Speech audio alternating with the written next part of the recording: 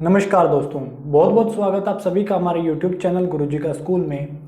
तो कैसे हैं आप सब दोस्तों? आप सबके एसएससी एमटीएस 2019 के 2019 के डॉक्यूमेंट वेरिफिकेशन कल से स्टार्ट होने वाले हैं ईआर रीजन के लिए, और बाकी रीजन के साथ के भी आपके टाइम टू टाइम स्टार्ट हो ही जाएंगे, चाहे वो एनडब्ल्यूआर हो चाहे एनआर हो, थोड़ा बहुत लेट या आगे पीछे हो ही जाएंगे। तो आज की इस वीडियो में हम बात करने वाले, स्पेशली मैं बात करने वाला हूँ अपने एमटीएस 2016 के एक्सपीरियंस की, कि क्या क्या वहाँ एक्चुअली हुआ था, क्या क्या प्रोसेस हुआ था, और क्या डॉक्यूमेंट वेरिफिकेशन होने के बाद ऐसी वजह हुई थी जो मेरे बिना किसी गलती की वजह से एसएससी वाले मुझे ऑलमोस्ट रिजेक्ट करने वाले थे एमटीएस के लिए 2016 के लिए, और एसएससी के फ्यूचर एग्जाम्स के लिए भी डिबार करने वाले थे मेरे साथ साथ, और बाकी कैंडिडेट्स भी लगभग 220 कैंडिडेट्स ऑलमोस्ट डिबार होने वाले थे। तो कैसे क्या हुआ था, किस वजह से वो डिबार करने वाले थे, और क्या ऐसे कारण रहे थे, क्या हमारी गलती थी या नहीं थी, वो सभी आज की इस वीडियो में मैं डिस्कस करने वाला हूँ। वीडियो थोड़ा लंबा हो सकता है, तो वीडियो को पेशेंस बना के प्लीज़ पूरा देखें और इसे स्किप ना करें, क्योंकि इस वीडियो में मैं हर वो बात शेयर करूँगा जो वहाँ एक्चुअली डीवी में हुई थी, और साथ साथ जिस रीज़न की वजह से एसएससी में डिबार करने वाला था या रिजेक्ट करने वाला था वो भी मैं बताऊंगा। इवन हमें क्रिमिनल घोषित करने वाला था, ये बात मैंने अभी तक नहीं बताई थी आपको, लेकिन आज हमारे टेलीग्राम डाउट ग्रुप में एक लेटर रिसीव हुआ जिसमें किसी कैंडिडेट को ये कह के भेजा गया है लेटर में कि आपके सिग्नेचर्स में और आपके फोटोग्राफ में या आपके थंब इम्प्रेशन में मिसमैच पाया गया है, जिसके लिए आप हमारे रीजनल ऑफिस में आएँ और अपनी जांच कराएं। अगर आप नहीं आते हैं तो आपको दोषी ठहराया जाएगा। अगर आप ये मान लेते हैं कि आप की गलती है, अगर आप नहीं आते तो आप मान लेंगे कि आपकी गलती है और आपको दोषी ठहराया जाएगा। तो वो लेटर देखने के बाद मुझे लगा कि ये एक्सपीरियंस ज़रूर शेयर करना चाहिए आपके साथ, और वही मैं आपके साथ शेयर करने वाला हूँ आज की इस वीडियो में। तो चलिए भी देखते हैं कि क्या वहाँ एक्चुअली हुआ था और क्या वो कारण थे जिनकी वजह से मैं ऑलमोस्ट डिबार किया गया था। तो एसएससी एमटीएस 2016 का जो नोटिफिकेशन आया था वो आया था आपका जनवरी 2017 में। एक बार मोटा मोटा देख लेते हैं पूरा थ्रू आउट। उसका पेपर 1 हुआ था जो होने वाला था अप्रैल या मई 2017 में, जो कि कैंसिल हो गया था due to leak, corruption, SSC की कमी और कुछ गलत कैंडिडेट्स की वजह से वो कैंसिल हो गया था। एक्चुअली हुआ क्या था, जब मैं एग्ज़ाम देने गया था तो मैंने वहाँ देखा कि सबके पास ऑलरेडी की है, सब हाथ में लेके बैठे थे कीज़। तो इतनी बुरी तरीके से फैला वो न्यूज़ कि एसएससी को कैंसिल करना पड़ा और दोबारा से रीशेड्यूल हुआ सितंबर या अक्टूबर 2017 में। सितंबर से लेके अक्टूबर में हुआ, 26 से लेके 31 तक। और फिर पहले आपका एग्जाम होता था 150 मार्क्स का, फिर हमें एग्जाम कर दिया गया था 100 मार्क्स का साथ, ठीक है। 100 मार्क्स का आपका एग्जाम हो गया था, ये नहीं उस टाइम पे 150 मार्क्स का ही था। 2019 में आपका 100 मार्क्स का किया गया है, 2016 में आपका 150 का था, तो तब तक 150 का ही था। तो जो आपका पेपर 1 का रिजल्ट आया वो आया आपका 15 जनवरी 2018 को। मेरे मार्क्स थे उस टाइम पे, मैं मार्क्स भी बता देता हूँ, 123.75 आउट ऑफ 150, ठीक है, ये मेरे मार्क्स थे। पेपर 2 हुआ हमारा जनवरी 2018 में, 28 जनवरी को। काफ़ी प्रोसेस स्पीड से हुआ बाद में। पेपर 2 का रिजल्ट भी आ गया 21 फरवरी 2018 को। यहाँ तक सब ठीक चल रहा था, मतलब फाइन, जो चलना चाहिए था प्रोसेस टाइम से। और 26 फरवरी 2018 को हमारा डॉक्यूमेंट वेरिफिकेशन हुआ। सब नॉर्मल चल रहा था, डॉक्यूमेंट वेरिफिकेशन जैसे होना चाहिए था वैसे हुआ। देन क्या होता है, 18 मार्च को, 18-17 मार्च को मेरे साथ साथ और काफ़ी कैंडिडेट के पास एक मैसेज आता है जिसमें लिखा होता है कि आपके डॉक्यूमेंट्स में या आपके सिग्नेचर में या आपके फोटोग्राफ में या आपके थंब इम्प्रेशन में या आपकी हैंड राइटिंग में कुछ कमियां पाई गई हैं, तो उन कमियों की वजह से आपको दोबारा आना होगा। 20 मार्च को दोबारा बुलाया गया, रीवेरिफिकेशन हुई, फिर से नॉर्मल वही चेक हुई, हमारे थंब इम्प्रेशन वगैरह लिए गए। जो मेरा एक्चुअल एक्सपीरियंस था वो भी मैं आगे शेयर करने वाला हूँ वीडियो में, कैसे वहाँ एक्चुअली हुआ क्या था। देन हमें फिर से एक मैसेज आता है अप्रैल में कि आपको 12 तारीख को फिर से आना है और आपके डॉक्यूमेंट वेरिफिकेशन होने वाली है दोबारा से। तो जो वो हमारी डॉक्यूमेंट वेरिफिकेशन हुई वो हुई हमारी अल्ट्रा प्रो मैक्स लेवल वाली, मतलब जिसे हम आजकल मीम्स में यूज़ करते हैं, तो उस तरह से मैं बता रहा हूँ, बहुत ही खतरनाक वाली हुई। काफ़ी कुछ लिखवाया गया हमसे, इवन काफ़ी लाइंस लिखवाई गई हिंदी में, अलग अलग ऑलमोस्ट ऐसे और लेटर लिखवाए गए थे। मतलब वो ऐसे लेटर टेस्ट की तरह नहीं थे, बस हमारी राइटिंग चेक करने के लिए। सिग्नेचर बार बार कई पेजेस पे हमारे 30-30, 40-50, 50-50 सिग्नेचर लिए गए, और इन हिंदी और इंग्लिश में 20-20 लाइन लिखवाई गई हमसे। ऑलमोस्ट एक 8-9 पेजेस की पूरी कॉपी भरवाई गई हमसे।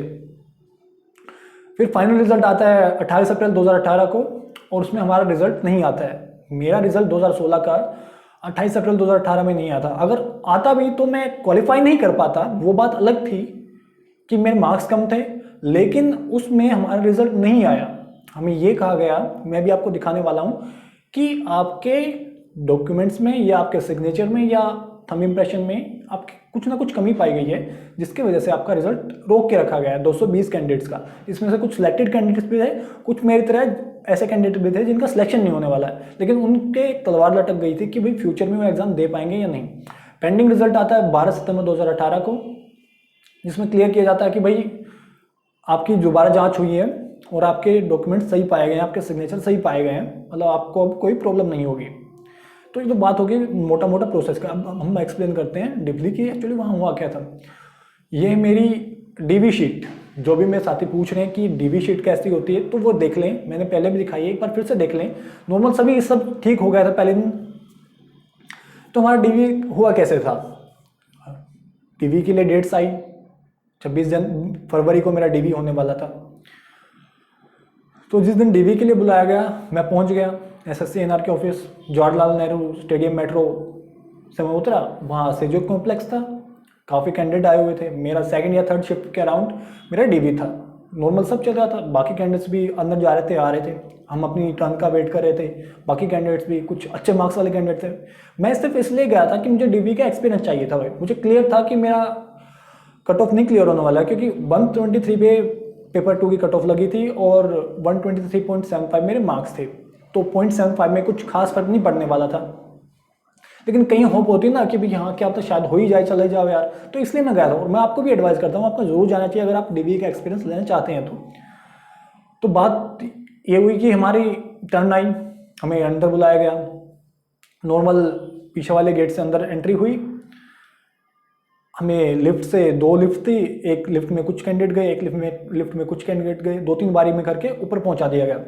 फिर हमें एक कमरे में भेजा गया ऊपर फ्लोर पे, एग्जैक्ट मुझे फ्लोर याद नहीं कौन सा फ्लोर था, 7th 8th what ever that was, तो उस पर भेजा गया।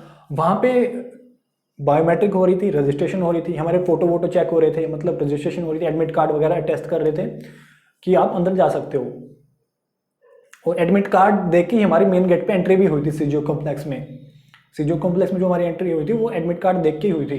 तो हम एडमिट कार्ड चेक हुए हमारे अंदर, बायोमेट्रिक में थंब इम्प्रेशन लगाए गए। वहाँ पे उनका जो बायोमेट्रिक की मशीन थी वो छोटी सी मशीन होती है जिससे आप थंब लगाते हो या फिंगर्स लगाते हो। तो उसमें एक दिक्कत आ रही थी, वो किसी कैंडिडेट के उठा रही थी, किसी के नहीं उठा रही थी। मतलब हमें लग रहा था कि कोई बात नहीं, मशीन में तो प्रॉब्लम है, हम क्या दिक्कत है। तो कुछ कैंडिडेट को उन्होंने रोक भी दिया कि भाई नहीं, आपके में दिक्कत है, आप जांच कराइए अपनी दोबारा। या फिर कुछ के में आपको ऐसी दिक्कत बताई गई कि आपको जो आपके एनआर रीजन के उस टाइम पे डायरेक्टर थे उनसे लिखवा के लाना पड़ेगा कि आपको परमिशन है या नहीं है।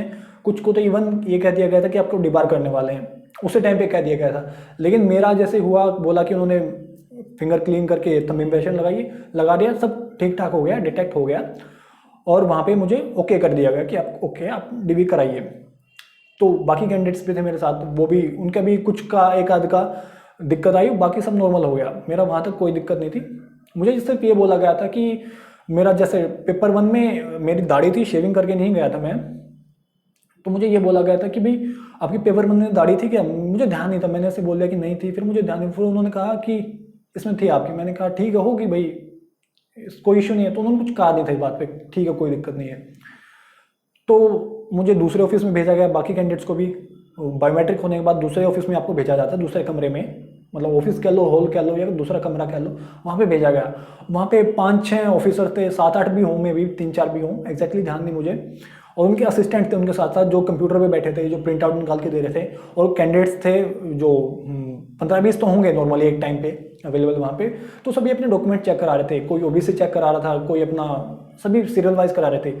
सबसे पहले हमको दी गई एक फाइल, सबकी अलग अलग फाइल थी रोल नंबर वाइज, जिसमें आपके कमीशन कॉपी होती थी पेपर 1 की, पेपर 2 की, डोजियर थे सारे, और उसमें कुछ और डॉक्यूमेंट्स थे जो आपको फिल करने थे। फाइल पे अपना नाम वगैरह पता वगैरह फिल करना होता है, वहाँ पे आपको अपना पता फिल करना होता है, जिसपे आपके एक्चुअली ज्वाइनिंग लेटर वगैरह आते हैं। अगर आपको अपने एड्रेस वगैरह चेंज कराने हैं तो वहीं करा सकते हैं आप, अगर आपको पहले कराने हैं तो आप पहले भी करा सकते हैं, क्योंकि एसएससी का भी ये इंस्ट्रक्शन आए हैं जो आपके एडमिट कार्ड आए हैं। तो मेन बात पे आते हैं कि वहाँ पे हमारे डॉक्यूमेंट चेक हुए, 10th का 12th का, नॉर्मली पूछ लिया भाई आपका नाम क्या है, पूछ भी लेते हैं वो, जस्ट टू वेरीफाई कि आपका नाम क्या है, या फिर आपका पिता का नाम क्या है, माता का नाम क्या है, एड्रेस वगैरह नॉर्मली पूछ लेते हैं, नॉट एज ए इंटरव्यू वगैरह नहीं है वो, तो वो पूछ लिया हमसे।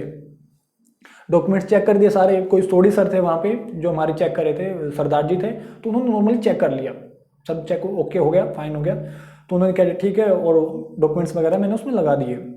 एक एक फोटोकॉपी लगी हमारी सारे डॉक्यूमेंट्स की, मेरी लगी थी, मैं यूआर कैंडिडेट था।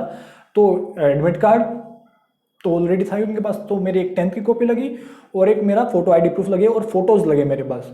अगर आपकी कोई कैटेगरी तो आपके वो लगेंगे, कोई ग्रेजुएशन वगैरह 12th वगैरह का नहीं लगा था, ना ही आपके डीबी शीट में चढ़ता है वो। देन हमारा पोस्ट प्रेफरेंस वगैरह सब उसमें फिल था। तो सारा होने के बाद उन्होंने कहा कि अपना ऑनलाइन वेरिफिकेशन करा लीजिए। ऑनलाइन वहीं साथ में होता है जो कंप्यूटर पे उनका असिस्टेंट बैठा होता है। उन्होंने हमसे नाम वगैरह पूछा, रोल नंबर वगैरह पूछते हैं वो, वहाँ पे आपको सही से फिल करना। तो अगर आपकी एप्लीकेशन फॉर्म में दिक्कत भी हुई है तो आप वहाँ करेक्ट बताइए, आपकी पासिंग डेट वगैरह वो सब करेक्ट बताइए, तो फिर कोई दिक्कत नहीं होती आपकी। सेकेंडरी एग्जामिनेशन का रोल नंबर पूछा गया, इसमें मेंशन भी है कि सेकेंडरी एग्जाम का क्या है मेरा रोल नंबर, और डेट ऑफ बर्थ वगैरह पूछी जाती है, तो आप करेक्ट भरा लीजिए ताकि वहाँ कोई दिक्कत ना हो। वहाँ पे आपको ध्यान रखना कि ऐसी दिक्कत ना हो आपके साथ, ऐसी गलती आप ना करें। तो यहाँ तक सब ठीक था, मेरा डॉक्यूमेंट वेरिफिकेशन ओके हो गया, और उन्होंने क्लियर केसेस भी दे दिया। यहाँ तक मुझे क्लियर केसेस दिया गया था, मतलब कोई दिक्कत ही नहीं है आपकी। और ये डाउट आपको क्लियर हो जाएगा कि क्लियर केसेस क्या होता है, मतलब आपकी में कोई दिक्कत नहीं है। प्रोविजनल वो है कि एसएससी कोई जवाबदारी नहीं होगी, अगर कोई दिक्कत होती तो आपका डिपार्टमेंट जब चेक करता हो। और एक होता है रिजेक्टेड में आपका पूरा रिजेक्टेड होता है। तो मुझे क्लियर केसेस दिया गया, मतलब आपके डॉक्यूमेंट वेरिफिकेशन में कोई दिक्कत है ही नहीं। फोटो लिया गया मेरा, ये वहाँ पे फोटो लिया गया था मेरा, थंब इम्प्रेशन एंड सिग्नेचर लिए गए थे। ये जो मैंने अपलोड किए थे वो थे, आप देख सकते हैं दोनों ऑलमोस्ट सेम ही है। ऑलमोस्ट क्या सेम ही है, अलग अलग क्या होते हैं, दोनों सेम ही है मेरा सिग्नेचर, ठीक है, एग्जैक्टली सेम है। यहाँ पे भी मेरा सिग्नेचर वही है, ये भी सिग्नेचर मेरा वही है, तीनों सिग्नेचर मेरे सेम है, आप देख सकते हैं। ये सोडी सर के साइन हुए थे जो हमारे वहाँ पे थे डॉक्यूमेंट चेक करने वाले। देन हमारा एक जगह और पेपर पे नाम, सेकंड पेज पे मेरा, ये सेकंड पेज है, और फाइनल पेज पे यहाँ पे मेरे डॉक्यूमेंट्स की डिटेल थी कि जो डेट ऑफ बर्थ का प्रूफ लगाया उसका क्या डिटेल है, और जो एसेंशियल क्वालिफिकेशन है उसकी क्या डिटेल है। यहाँ पे दोनों ही एक ही चीज़ थी, मेरी 10th की मार्कशीट वही आपकी चेक होती है, तो उसी से मेरा चेक हो गया था। डिटेल्स वगैरह फिल थी, सब ओके फाइन था। यहाँ तक सब ओके रिपोर्ट थी। मेरा डॉक्यूमेंट वेरिफिकेशन हो गया, मैं खुश था कि डॉक्यूमेंट वेरिफिकेशन का एक्सपीरियंस हो गया मुझे, सब फाइन हुआ, कोई दिक्कत नहीं आई। मैं टेंशन फ्री हो गया, घर चला गया फ्री एकदम। हाँ, ये टेंशन थी कि कट ऑफ क्लियर होगी ना होगी, वो तो मुझे पता था ऑलमोस्ट 99% नहीं होगी।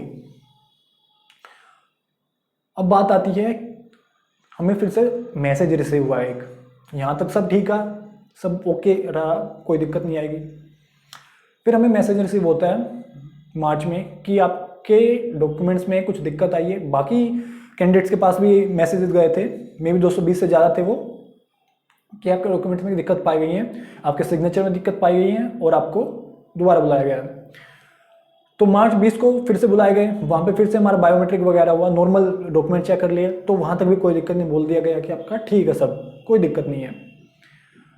फिर से हमें अप्रैल में मैसेज आता है कि आपको दोबारा आना होगा, आपके डॉक्यूमेंट्स में बहुत ही ज़्यादा दिक्कत है। ये सभी जो इन्होंने लिखा है ना, ये सभी लिखा हुआ था वहाँ पे कि आपके डॉक्यूमेंट्स में दिक्कत है, अगर आप नहीं आते हो तो आपको डिबार कर दिया जाएगा। अभी मैं पढ़ के बताता हूँ आपको मोटा मोटा सा। एक्चुअली वहाँ हुआ क्या था उस टाइम पे कि आपके कैंडिडेट प्रोटेस्ट कर रहे थे सीजीएल 2017 को लेके, सीएचएसएल 2017 को लेके, क्योंकि काफ़ी करप्शन हुआ था, और ये तो आप सभी को पता है कितना करप्शन होता है। मैं आज भी लिख के दे सकता हूँ कि इवन हमारे व्यूवर्स में से भी कुछ एक ऐसे होंगे जिन्होंने एमटीएस 2019 में या बाकी एग्जाम्स में कुछ ना कुछ ऊपर नीचे किया हुआ है। क्योंकि मैं अभी भी जानता हूँ कुछ कैंडिडेट ऐसे हैं जो जिन्होंने किया है, और आप भी जानते होंगे, आपको पता होता है। और अगर आप वीडियो देख रहे हो, आप उनमें से एक हो, तो आपको पता है कि आपने गलत किया है, और ये बहुत ही गलत बात है। तो उन कैंडिडेट्स की वजह से कैंडिडेट, बाकी जो जेन्युइन कैंडिडेट वो प्रोटेस्ट कर रहे थे, जिस वजह से हमें ये लगता है कि एसएससी ने उस टाइम पे ये अपनी तरफ से एक हवा क्रिएट किया था कि हम जांच कर रहे हैं, जिस वजह से जेन्युइन कैंडिडेट्स फंस गए थे। तो जो साथी मेरे ये सोचते हैं ना कि सिर्फ नॉन जेन्युइन कैंडिडेट फंसते हैं, यहाँ पे एसएससी हर किसी को लपेट देता है जब उनके मन में आता है। ये एक्चुअल बात है, ये हमारे साथ हो चुका है, ठीक है। तो ये हमें बुलाया गया दोबारा 12 अप्रैल को फाइनली तीसरी बार अल्ट्रा प्रो वेरिफिकेशन में, मैक्स वाले एकदम।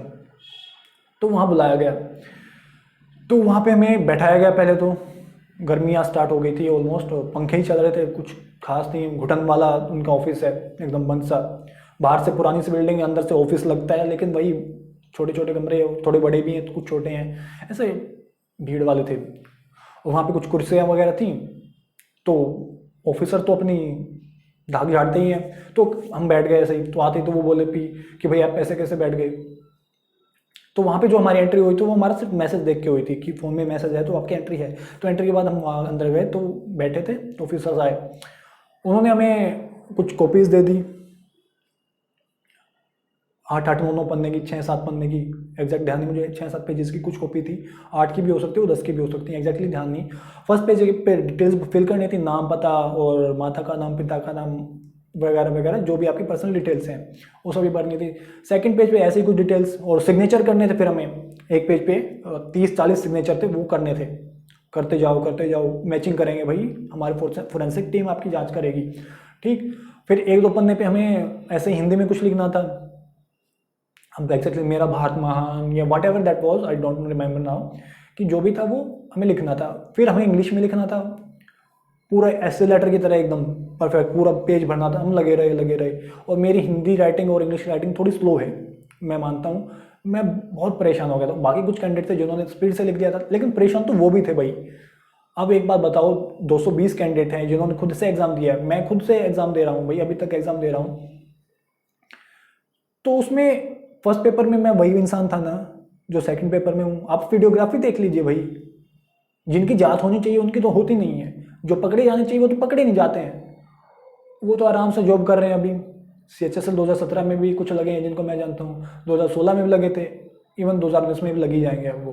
और उनको शर्म आनी चाहिए, मैं बिल्कुल कहता हूँ, बेबाक कहूँगा। मैं नाम नहीं लूँगा क्योंकि मुझे अपनी पर्सनल सिक्योरिटी भी, पर्सनल सेफ्टी भी चाहिए, ठीक है।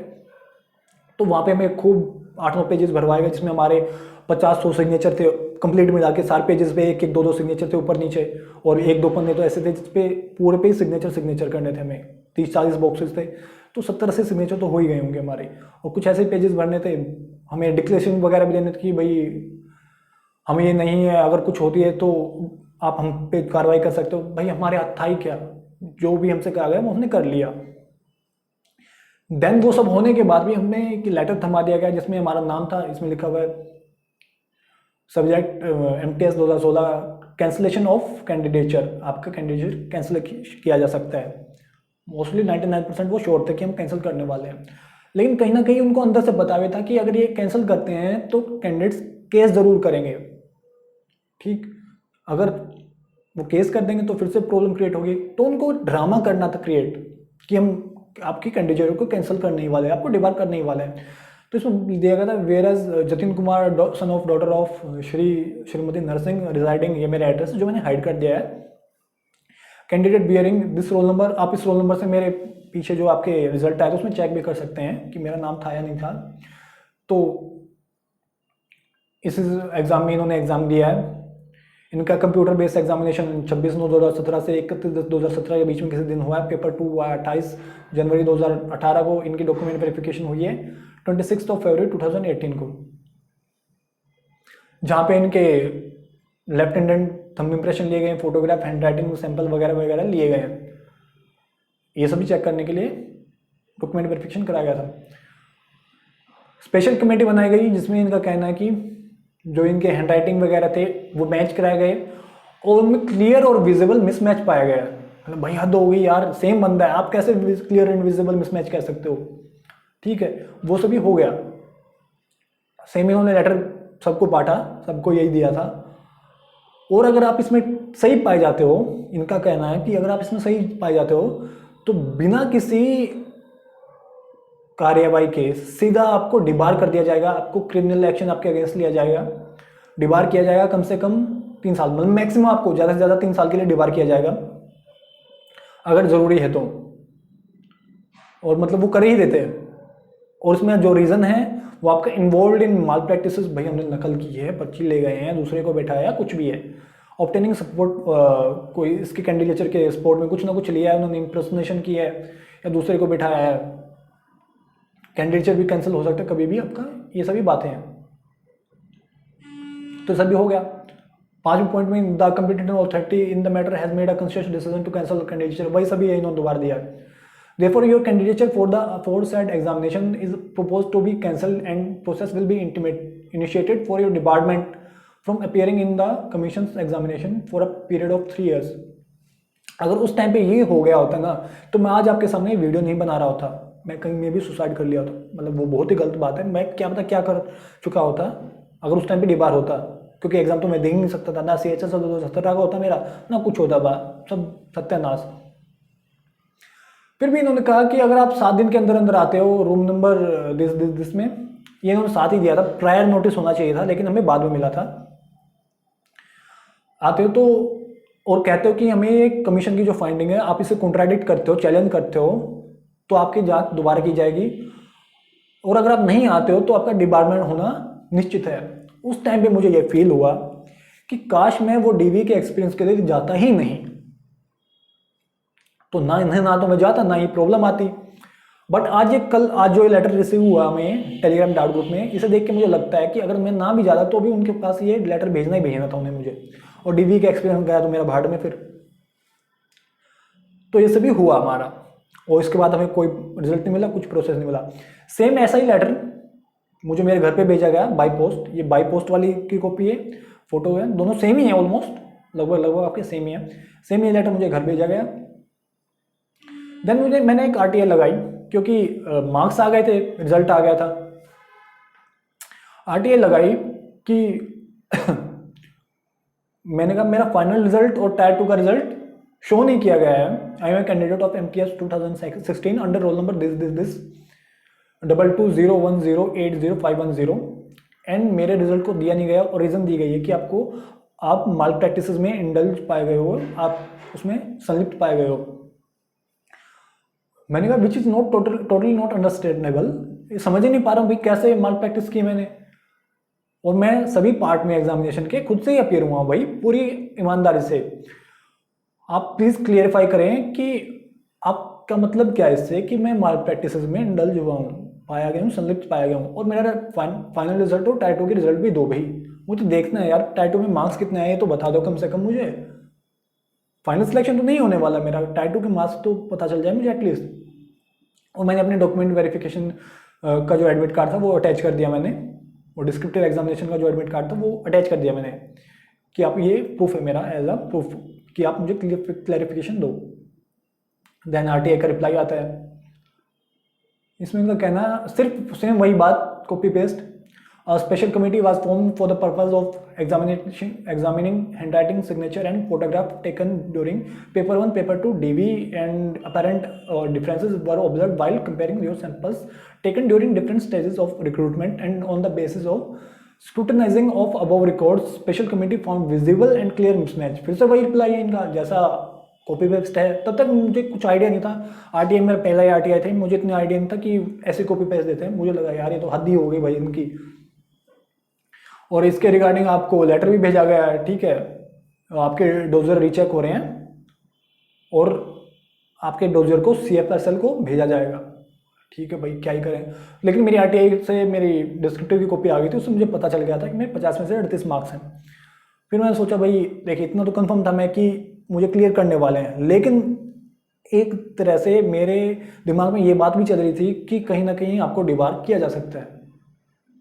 जो हमारा फाइनल रिजल्ट आया था 28 अप्रैल को, उसमें भी लिखा हुआ था the result of following 220 candidates, जिसमें ER, NER, NR वगैरह वगैरह सभी रीजन्स के इतने कैंडिडेट्स हैं, जिसमें से 161 सिलेक्टेड कैंडिडेट्स हैं, 161 सिलेक्टेड कैंडिडेट्स हैं, और इसमें मेरा ये रोल नंबर था 2201080510, ये मेरा रोल नंबर था।